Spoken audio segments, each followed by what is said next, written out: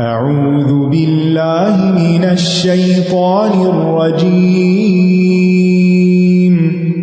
بسم اللہ الرحمن الرحیم الحمد للہ رب العالمین الرحمن الرحیم مالک یوم الدین ایاک نعبد و ایاک نستعین اهدنا الصراط المستقیم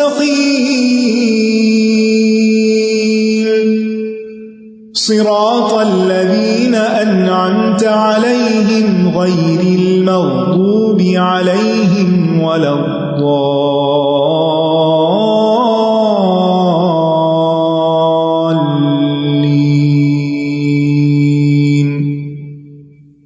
السلام علیکم ورحمۃ اللہ وبرکاتہ۔ نحمده ونصلی علی رسولہ الکریم، اما بعد فاعوذ باللہ من الشیطان الرجیم، بسم اللہ الرحمن الرحیم، رب اشرح لی صدری ویسر لی امری واحلل عقدۃ من لسانی یفقہوا قولی۔ ان اللہ لا یستحیی ان یضرب مثلا ما بعوضة فما فوقها فأما الذين آمنوا فيعلمون أنه الحق من ربهم وأما الذين كفروا فيقولون ماذا أراد الله بهذا مثلا يضل به كثيرا ويهدي به كثيرا وما يضل به إلا الفاسقين۔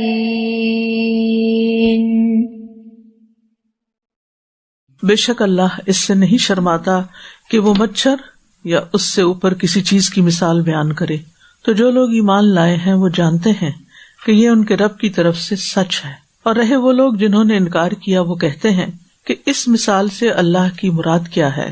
وہ اکثر لوگوں کو اس سے گمراہ کرتا ہے اور بہت سو کو اسی سے ہدایت بخشتا ہے، اور وہ اس سے گمراہ کرتا بھی ہے تو صرف فاسقوں کو۔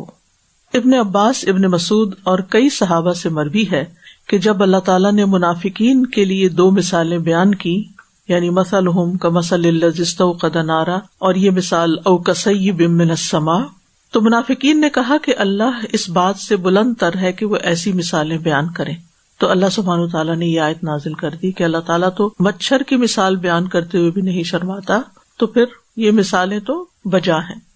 دوسری رائے، اس آیت کا سبب نزول یہ بتایا جاتا ہے کہ اللہ تعالیٰ نے جب قرآن مجید میں مکھی اور مکڑی کی مثال بیان کی، جس کا ذکر سورۃ الحج اور سورۃ العنکبوت میں آتا ہے، تو یہود نے کہا اللہ تعالیٰ نے ان حقیر چیزوں کے ذکر سے کیا ارادہ کیا ہے، یعنی قرآن اتنی مقدس بڑی کتاب ہے تو اس میں مکھی کی بات اور مکڑی کی بات کیوں آئی ہے؟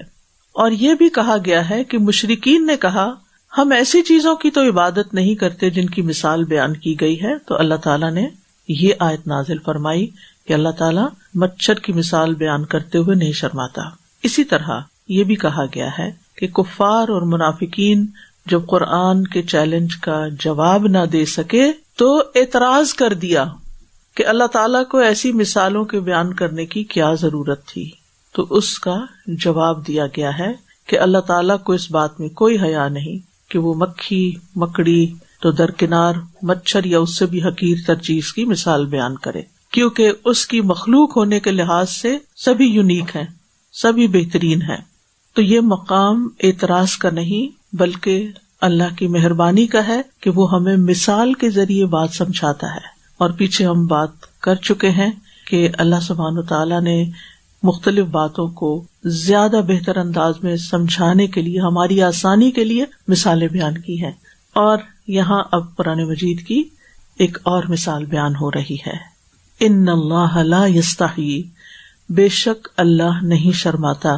یستحیی کا لفظ استحیا سے ہے، اور استحیا حیا سے ہے، اور حیا میں سین اور تا مبالغے کے لیے ہے. حیا کا مطلب ہوتا ہے خود کو ایسے کام سے روکنا جو عیب والا ہو، قابل مذمت ہو، یعنی کسی ایسے کام سے رک جانا جو انسان کے اوپر عیب لگاتا ہو، جو اس کے لیے شرمندگی کا باعث ہو. تو ان اللہ لا یستحیی، اللہ تعالی نہیں شرماتا. پھر اس میں ایک امپلائڈ میننگ یہ بھی آتے ہیں کہ جب کوئی حیا کرتا ہے تو پھر وہ کیا کرتا ہے، اس چیز سے رک جاتا ہے کیونکہ اسے لوگوں کا خوف ہوتا ہے. لیکن اللہ سبحانہ وتعالی کو کسی کا خوف نہیں ہے، لہٰذا ایک مطلب اس کا یستحیی کا یخشا بھی کیا گیا ہے کہ اللہ تعالیٰ کسی سے نہیں ڈرتا. یعنی تمہارے اعتراض سے، تمہاری ملامت سے، تمہارے کرٹیسزم سے اللہ سبحانہ وتعالی بالکل نہیں شرماتا، بالکل نہیں ڈرتا، بالکل خوف نہیں کرتا کہ وہ اپنی کتاب میں جو چاہتا ہے، جب چاہتا ہے، جیسے چاہتا ہے، حقائق کو بیان کر دیتا ہے. یعنی اللہ تعالیٰ اس بات کو، ایسی مثالوں کو بیان کرنے سے رکتا نہیں، ان کو چھوڑتا نہیں. یہاں ایک اور حقیقت کا بھی ہمیں پتہ چل رہا ہے، اور وہ یہ ہے کہ اللہ سبحانہ وتعالی حیا بھی کرتا ہے، لیکن اس معاملے میں حیا نہیں کرتا. یعنی اس کا یہ مطلب نہیں کہ اللہ تعالیٰ حیا کرتا ہی نہیں. اللہ تعالیٰ کے لیے حیا کی صفت کا اس بات ہے. اس بات کا مطلب کنفرم ہے، یعنی اللہ تعالیٰ کے اندر وہ صفت ہے. حدیث سے پتہ چلتا ہے ان اللہ عز وجل حیی ستیر یا ستیر. اللہ سبحانہ تعالیٰ نے اپنی ایک صفت حیی بھی بتائی ہے جس کا مطلب ہے حیا کرنے والا. لیکن مخلوق میں سے کسی کی بھی مثال بیان کرنے سے اللہ کو حیا نہیں ہے، اگرچہ اللہ تعالیٰ حیا والا ہے. کس چیز کی مثال؟ ان یضرب مثلا ما بعوضۃ فما فوقها، کہ اللہ تعالیٰ کوئی بھی مثال بیان کرے جو کسی مچھر کی ہو یا اس سے بڑھ کر، اس سے اوپر. یضرب بمانا یبینا، یعنی واضح کرتا ہے. اور ما جو ہے یہاں مثلا ما، یہ زائد ہے تاکید کے لیے، یعنی کوئی بھی مثال، کسی بھی چیز کی مثال. اور بعوضہ سے مراد ایذا دینے والا، یعنی وہ چھوٹی سے چھوٹی چیز یا اس کا کچھ حصہ، کیونکہ یہ باز سے ہے. باز کس کو کہتے ہیں؟ باز حصہ. تو کہتے ہیں کہ موذی حشرات کو بعوضہ کہتے ہیں اوور آل جنرلی، یعنی ان کی اسپیشیز کیا ہے؟ بعوضہ. اور یہاں بعوضہ سے مراد مچھر ہے، بلکہ مچھر سے بھی مچھری ہے کیونکہ بعوضۃ مؤنث ہے. اور تحقیقات سے یہ پتہ چلتا ہے کہ 200 قسمیں ایسی ہیں مچھر کی جس میں صرف مادہ ہی خون پیتی ہے، یعنی مادہ کا کام زیادہ، کاٹتی زیادہ وہ ہے. تو بعوضہ یعنی باز سے بعوضہ، اور بعوضہ سے بعوضۃن یعنی چھوٹی سی چھوٹی چیز. فما فوقہا، یا جو اس سے بھی اوپر ہے. فوقہ کا ایک معنی ہے اس سے بڑھ کر. اگر کہا جائے نا کہ فلاں بخیل ہے تو دوسرا کہے اس سے بھی بڑھ کر. کیا مطلب ہے؟ اور بھی زیادہ بخیل ہے. فما فوقہا ویسے تو ہے اوپر کا معنی، اس سے اوپر. اس کا اوپر کا مطلب یہ نہیں کہ اس سے زیادہ اچھی، بلکہ کیا ہے؟ اس سے بھی بڑھ کر چھوٹی چیز، حقارت میں اس سے بڑھ کر. یعنی وہ چیز جو مچھر سے بھی چھوٹی ہو، حقیر ہو، ردی ہو، جیسے مچھر کا پر یا مچھر کے اوپر کا پیراسائٹ، وہ کیڑا جو مچھر کے بھی اوپر بیٹھا ہوتا ہے. اور یہ معنی تو عام ہو ہی سکتا ہے کہ مچھر سے بڑی چیز فوقہا، یعنی اس سے زیادہ. لیکن یہاں مراد وہ جو مچھر سے چھوٹی ہے. اور بڑی چیز کیا ہے؟ جیسے مکھی ہے، مکڑی ہے، وہ سائز میں کیا ہے؟ مچھر سے بڑی ہے. کہا جاتا ہے کہ مچھر کی کمر پر ایک اور کیڑا اپنی زندگی گزارتا ہے جس کو عام آنکھ سے دیکھا نہیں جا سکتا، بہت ہی چھوٹا ہوتا ہے. تو وہ پیراسائٹس جو مچھر کے اوپر رہتے ہیں اور مچھر سے اپنی غذا حاصل کرتے ہیں، اللہ سبحانہ وتعالیٰ تو اگر ان کی مثال بیان کرے تو بھی بہت بڑی چیز ہے. وہ بھی اللہ کی قدرت کی ایک نشانی ہے، وہ جو چاہے پیدا کرے. تو اللہ تعالیٰ یہ مثال اپنے بندوں پر رحم کرتے ہوئے دے رہے ہیں اور نہ کہ شرماتے ہوئے. رحم کیوں؟ تاکہ بندے بات سمجھیں، کیونکہ بات سمجھیں گے تو پھر اس پر عمل کریں گے. تو مثال بیان کرنے کی حکمت کیا ہے؟ تاکہ انسان کو بات سمجھ میں آ جائے. اب یہ ہے کہ جب اللہ تعالیٰ نے مچھر ہی کو اختیار کیا کہ مچھر کی مثال بیان کی جائے، اللہ چاہتا تو ہاتھی کی مثال بیان کر سکتا تھا. مچھر کی بھی سونڈ ہوتی ہے اور ہاتھی کی بھی سونڈ ہوتی ہے، اور کہا جاتا ہے کہ جتنے سسٹم ہاتھی میں کام کرتے ہیں اس سے زیادہ ہی مچھر میں بھی کام کرتے ہیں. تو ہمیں دیکھنے میں مچھر چھوٹا لگتا ہے، ہاتھی بہت بڑا لگتا ہے، لیکن اللہ تعالیٰ کی مخلوق ہے، وہ اپنی مخلوق میں سے جس کو چاہے چن لے، جس کو چاہے لے لے.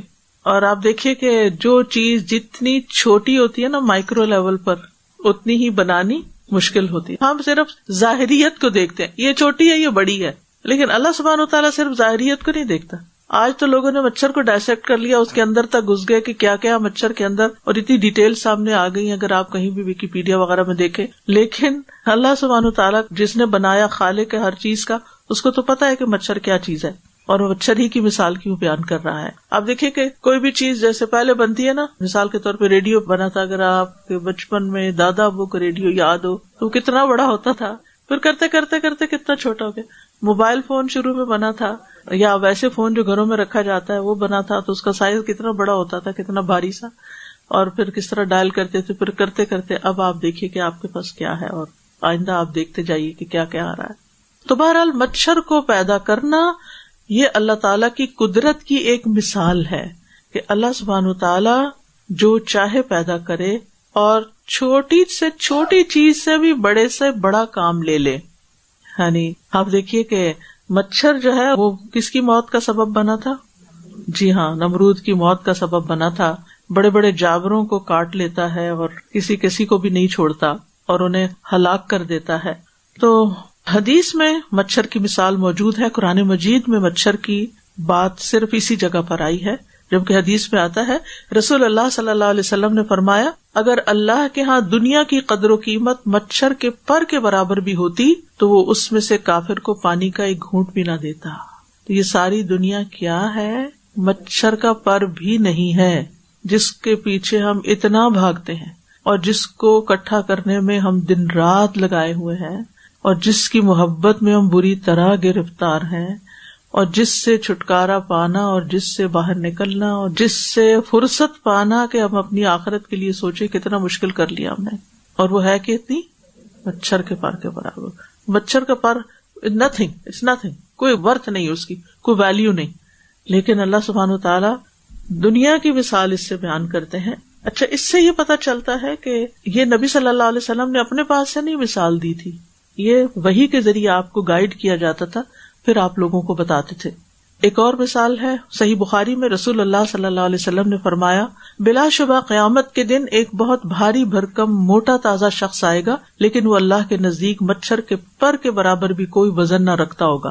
یعنی ویسے وہ اس کے بڑے ٹھاٹ باٹ ہوں گے، لیکن اللہ کی نظر میں وہ مچھر کے پر سے بھی حقیر ہوگا. تو اس سے کیا پتہ چلتا ہے کہ بظاہر مچھر کی مثال کیوں دی جاتی ہے؟ کسی چیز کی حقارت بیان کرنے کے لیے. It's nothing. اب جو چیز ہماری نظروں میں کچھ نہیں، جس کو ہم معمولی سا کیڑا سمجھتے ہیں، لیکن حشرات الارض یعنی انسیکٹس میں سے بہت زیادہ خطرناک جاندار ہے.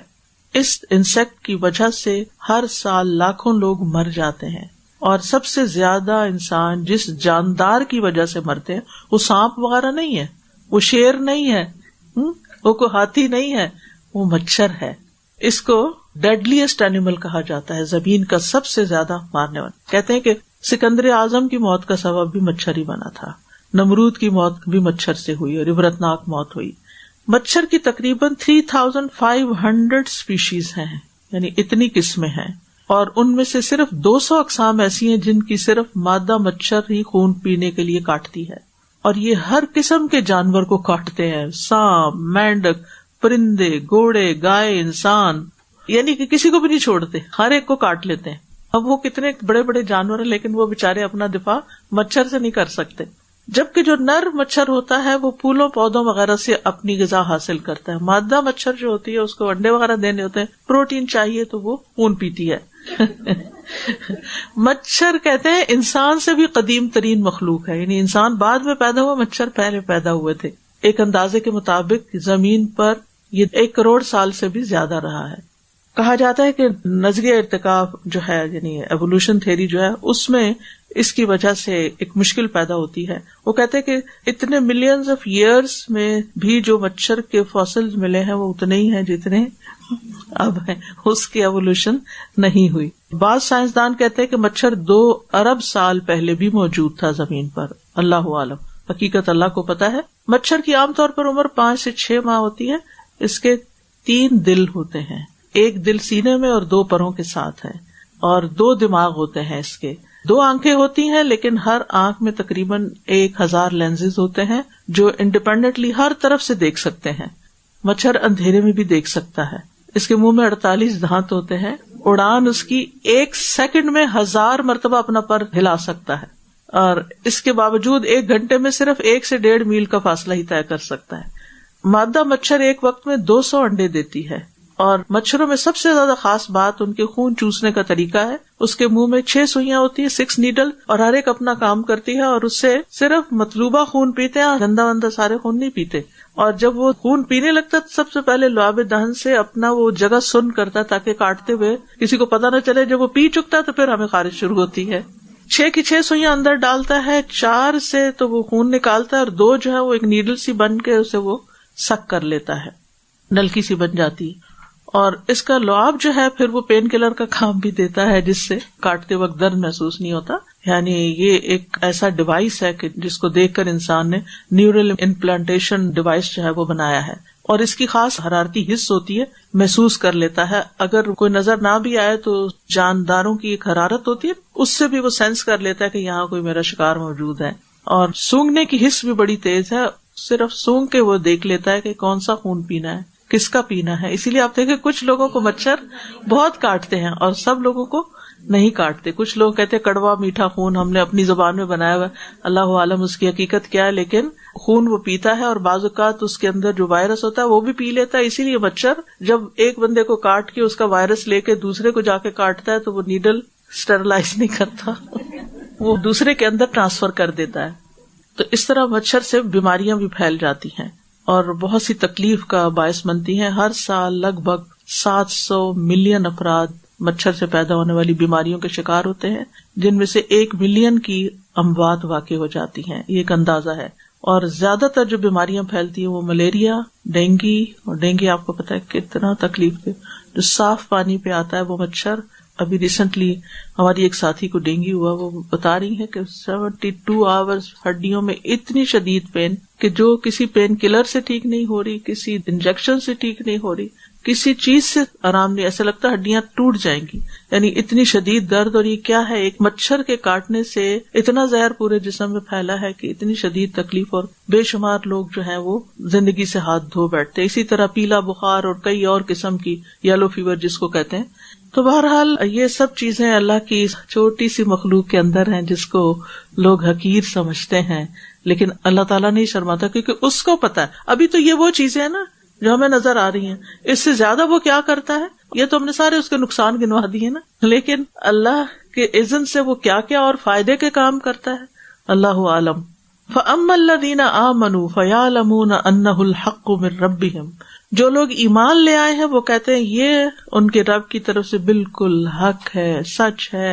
یعنی مثال کو قبول کرنے میں سب لوگ ایک طرح سے نہیں ہوتے. کچھ لوگ مثال سے فائدہ اٹھاتے ہیں, غور و فکر کرتے ہیں, اور ان میں سے سب سے زیادہ فائدہ اٹھاتے ہیں جن کا اللہ پر ایمان ہوتا ہے اور اللہ کی عظمت کو پہچانتے ہیں, اور وہ سمجھتے ہیں کہ اللہ نے جس چیز کی مثال بیان کر دی وہ بالکل درست ہے. وہ ان مثالوں میں غور و فکر کرتے ہیں کہ وَتِلْكَ الْأَمْثَالُ نَضْرِبُهَا لِلنَّاسِ وَمَا يَعْقِلُهَا إِلَّا الْعَالِمُونَ, اور ایک جگہ آتا ہے تِلْكَ الْأَمْثَالُ نَضْرِبُهَا لِلنَّاسِ لَعَلَّهُمْ يَتَفَكَّرُونَ. تو ایمان والے غور و فکر کرتے ہیں, اور مومنوں کو غور و فکر کے بعد بھی اگر کسی چیز کی حکمت سمجھ میں نہیں آتی, فائدہ سمجھ نہیں آتا, تو بھی وہ اس کو برحق سمجھتے ہیں کہ اللہ نے بنائی ہے, اللہ کا حکم ہے, یہ فائدے کا ہی ہوگا. یعنی مومن اپنی عقل کے ساتھ آیات کا مقابلہ نہیں کرتا کہ کوئی چیز میری عقل میں آئے گی, اس کی لاجک سمجھ آئے گی تو میں مانوں گا, ورنہ نہیں. جو آ جائے ویل اینڈ گڈ, جو نہیں سمجھ آتی تو اپنی عقل کو بلیم کرے, اللہ تعالیٰ کو نہیں کہ اس نے کوئی چیز کیوں اتاری اور کوئی مثال کیوں بیان کی. فَأَمَّا الَّذِينَ آمَنُوا فَيَعْلَمُونَ أَنَّهُ الْحَقُّ مِن رَّبِّهِمْ, کہ اللہ نے جو اتارا ہے حق اتارا ہے, سچ اتارا ہے, اور اس سے ان کے ایمان میں بھی اضافہ ہوتا ہے کیونکہ فَأَمَّا الَّذِينَ آمَنُوا فَزَادَتْهُمْ إِيمَانًا وَهُمْ يَسْتَبْشِرُونَ. ایمان والے ہر آیت سن کے کیا کرتے ہیں, ان کا ایمان بڑھتا ہے اور وہ خوش ہو جاتے ہیں, وہ اللہ تعالیٰ کے دیے ہوئے پر بہت راضی ہوتے ہیں. لیکن اس کے برعکس کچھ اور لوگ ہوتے ہیں, وَأَمَّا الَّذِينَ كَفَرُوا فَيَقُولُونَ مَاذَا أَرَادَ اللَّهُ بِهَذَا مَثَلًا, کہ اللہ نے اس مثال سے کیا ارادہ کیا. وہ آبجیکٹ کرتے ہیں, متردد ہو جاتے ہیں, کھٹک جاتے ہیں, فائدہ نہیں اٹھاتے, ان کے کفر میں ہی اضافہ ہوتا ہے. اور اللہ کے کسی حکم پر, اللہ کی کسی کریشن پر اعتراض کرنا یہ کسی مومن کا رویہ نہیں ہوتا. ایسا کرنا انسان کو کفر کے دائرے میں داخل کر دیتا ہے. اسی لیے اللہ تعالیٰ فرماتے یضل بہ کثیرا ویہدی بہ کثیرا, اسی کے ذریعے اللہ تعالیٰ بہت سو کو ہدایت دے دیتا ہے اور بہت سو کو گمراہ کر دیتا ہے. یعنی قرآن کی آیات کچھ لوگوں کے لیے آزمائش, حیرت اور گمراہی کا سبب بنتی ہیں, شر میں اضافے کا سبب بنتی ہیں. وہ قرآن پڑھ کر اور بگڑ جاتے ہیں, بھٹک جاتے ہیں, گمراہ ہو جاتے ہیں, اور کچھ لوگوں کے لیے انعام, رحمت اور بھلائی میں اضافے کا سبب بنتی ہیں. اور اللہ تعالیٰ فرماتے ہیں کہ بہت سے بھٹکتے بھی ہیں اور بہت سے ہدایت بھی پاتے ہیں, لیکن اگر دیکھا جائے تو گمراہ ہونے والے عام طور پر زیادہ ہیں. لیکن باقی اللہ کی مرضی, جس کے ساتھ جو چاہے کرے. اور ہدایت کی دو قسمیں کون سی ہوتی ہیں؟ ہدایت دلالت, ہدایت ارشاد جس کو کہتے ہیں, ہدایت بیان بھی اس کو کہتے ہیں. یعنی حق کو بیان کرنا, واضح کرنا, حق کی تعلیم دینا, دعوت دینا. اور دوسری ہدایت توفیق, جو اللہ نے بیان کیا, ارشاد فرمایا, اس کے اوپر عمل بھی کر لے. تو اصل میں ہدایت اللہ ہی دیتا ہے, انبیاء بھی ہدایت نہیں دے سکتے. یہ کون سی ہدایت نہیں دے سکتے؟ توفیق والی. یاد رکھیے قرآن مجید میں ایک جگہ آتا ہے انک لتہدی الی صراط مستقیم, اے نبی آپ سیدھے راستے کی طرف ہدایت دیتے ہیں. دوسری جگہ آتا ہے انک لا تہدی من احببت, آپ جس کو پسند کرتے ہیں آپ اس کو ہدایت نہیں دے سکتے. تو بعض لوگ ان آیتوں کو ٹکراتے ہیں, وہ ڈیپتھ نہیں سمجھتے کہ کون سی ہدایت کی کون سی قسم پروفٹ دیتے ہیں اور کون سی نہیں دیتے. کون سی قسم کی ہدایت پروفٹ دیتے ہیں؟ ارشاد, یس, بیان. وہ حق بیان کرتے ہیں, اور توفیق اس پہ عمل کی اللہ صرف دیتا ہے. انبیاء کے ذمہ پیغام پہنچانا ہے.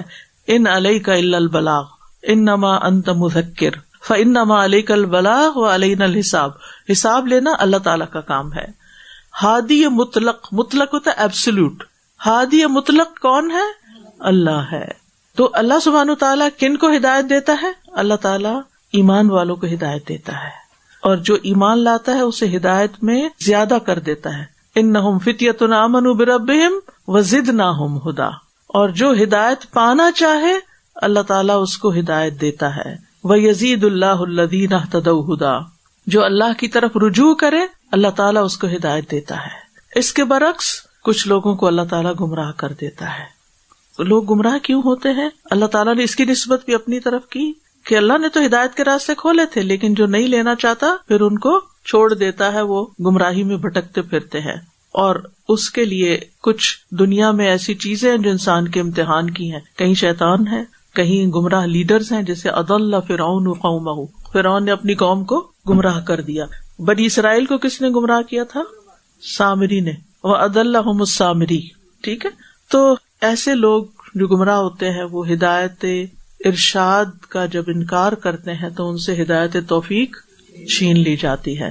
قرآن مجید میں آتا ہے اللہ ظالموں کو ہدایت نہیں دیتا, اللہ انکار کرنے والوں کو ہدایت نہیں دیتا. جو لوگ ایمان لا کر پھر کفر کر لیتے ہیں پھر اللہ سبحانہ تعالیٰ ان کو توفیق نہیں دیتا. اور جو حق کو سمجھ جائے, جان جائے اور پھر اس کو نہ مانے پھر اللہ اس کو اس کے حال پہ چھوڑ دیتا ہے. پھر اللہ تعالیٰ حد سے بڑھنے والوں کو ہدایت نہیں دیتا. ایک جگہ پر آتا ہے ان اللہ لا یہدی من هو کاذب کفار, اللہ جھوٹے اور ناشکرے انسان کو ہدایت نہیں دیتا. جو ناشکرا ہوتا ہے اللہ تعالیٰ کی قدر نہیں کرتا پھر اللہ تعالیٰ اس کو ہدایت نہیں دیتا. وما يضل به الا الفاسقین, اور اللہ تعالیٰ اس کے ذریعے فاسقوں کو ہی گمراہ کرتا ہے. فسق کا لغوی معنی ہوتا ہے باہر نکل جانا.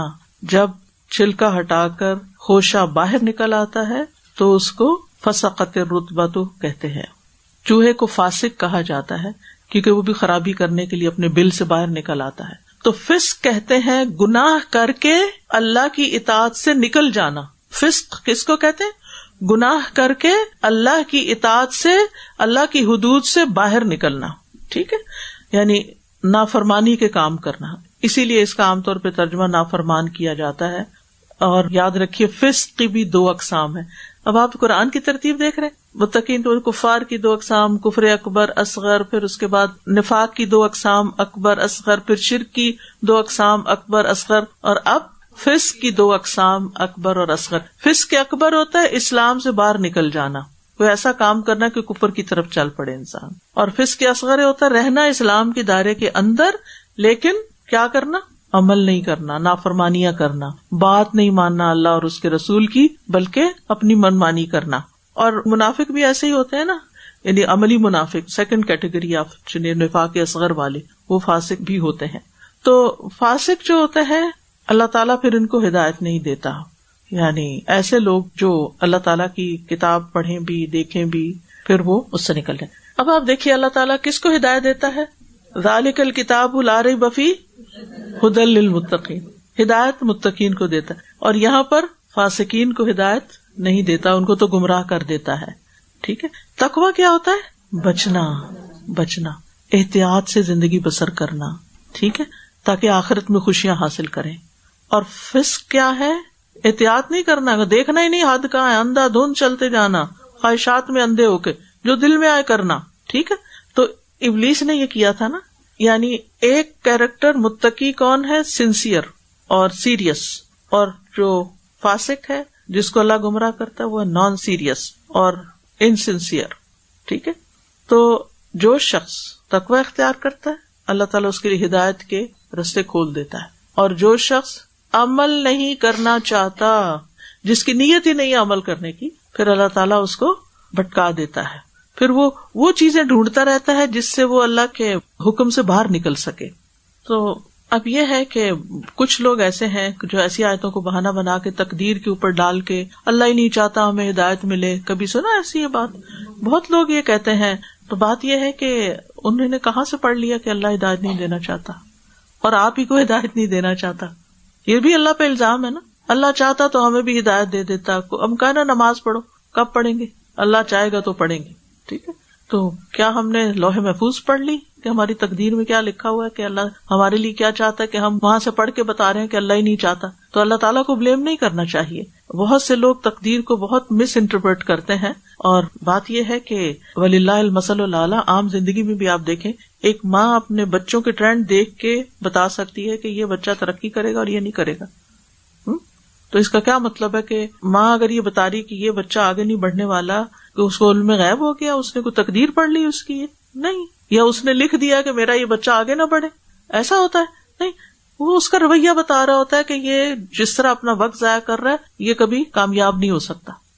تو اسی طرح استاد بتا دیتا ہے, ایک کلاس میں 10 طالب علم ہے, 9 سیریس ہے, ایک نان سیریس ہے. اگر استاد یہ کہہ دے کہ یہ جو نان سیریس ہے یہ کبھی پاس نہیں ہوگا, تو اس کا مطلب ہے کہ اس نے کوئی غیب کا دعویٰ کر دیا, یا پھر اس نے لکھ دیا اس کے لیے کہ یہ پاس نہیں کرنا چاہتا اس کو, یا استاد کا قصور ہو گیا کہ اس نے کہا یہ پاس نہیں ہوگا.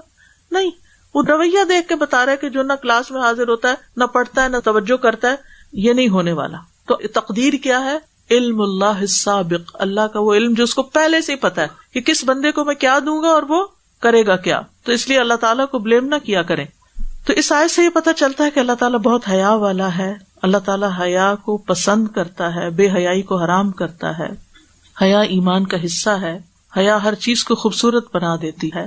اللہ تعالیٰ حق بیان کرنے سے نہیں حیا کرتا, اور ہمیں بھی دین سیکھنے کے لیے حیا نہیں کرنی چاہیے. مجاہد کہتے ہیں حیا کرنے والا اور تکبر کرنے والا علم حاصل نہیں کر سکتا. اور پھر آپ دیکھیے کہ اللہ سبحانہ وتعالیٰ مثالوں سے بات سمجھاتے ہیں. چھوٹی سے چھوٹی چیز بھی اللہ تعالیٰ انتخاب کر لے مثال دینے کے لیے, تو اس پہ بھی پوری توجہ کرنی چاہیے کہ اللہ تعالیٰ دنیا کی مثال مچھر سے کیوں دے رہے ہیں. اور پھر یہ کہ مومن کا رویہ کیا ہوتا ہے اللہ کا کوئی حکم پڑھ کے, اور کافر کا رویہ کیا ہوتا ہے, مثالوں سے کس کو فائدہ پہنچتا ہے کس کو نہیں پہنچتا, اور پھر یہ کہ ہدایت کس کو ملتی ہے اور ہدایت کس کو نہیں ملتی. تو اس آیت سے کیا پتہ چلا ہدایت کس کو نہیں ملتی, فاسقین کو. فاسق کون ہوتا ہے, گناہگار, اطاعت سے نکلنے والا, یعنی اطاعت نہیں کرنا چاہتا, اپنی مرضی کرنا چاہتا ہے.